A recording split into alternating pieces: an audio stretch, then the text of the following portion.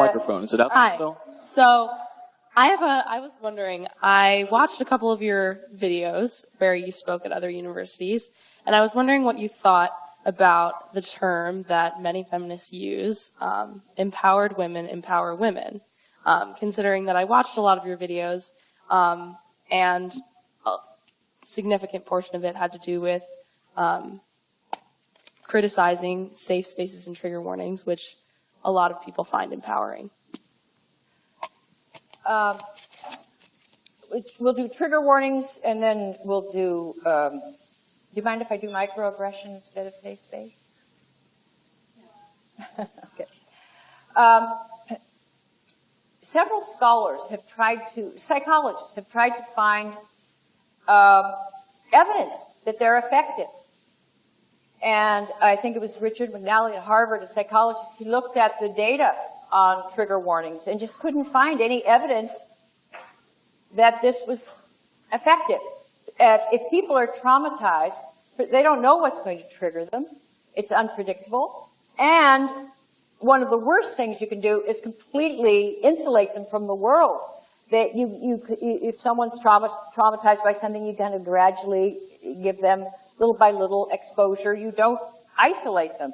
The other thing that Richard McNally said is that a lot of people have traumas and don't get PTSD. There's something called post-traumatic growth. It's not always that you're disabled, psychologically shattered. People are very resilient. So what he found was that this was actually a political phenomenon. It was not anything. He could not find data that showed trigger warnings help people. Did this researcher experience something traumatizing? What? Did this researcher experience a traumatic situation? Have you experienced a traumatic situation? A tragic situation? Traumatic, in order to know that it wouldn't bother you? I don't have to talk about my own experience to know that other people don't need this.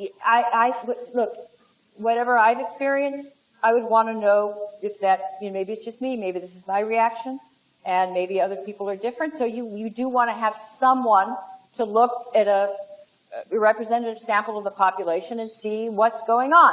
What he could not find, he doesn't rule out trigger warnings. He just said there's no evidence that these are helping people. Now, as a professor, I never gave trigger warnings. It was before that time, and I look back, I can't imagine it. But if someone, I think it would be up to us. I think students, if you are easily triggered or something, you could tell the professor. If you see what we're going to study, you say, I'm not going to be in class that day. I of course, would understand that. I hope every professor would.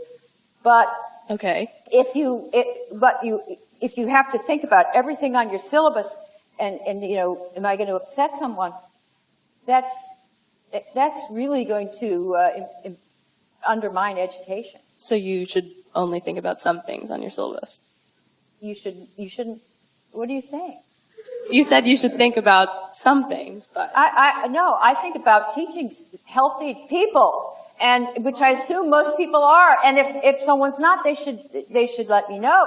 But if I mean, look, life is not going to come with a trigger warning. When you get out of this campus, there will not be trigger warnings.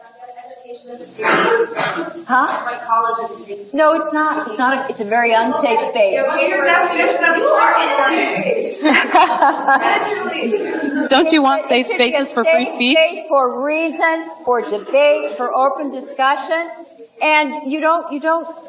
If colleges change its mission from pursuing truth, and it turns into protecting feelings, it will have lost its reason for being. Since the time of Socrates, the purpose of a university was for debate, exchange, and to be challenged and to be made uncomfortable.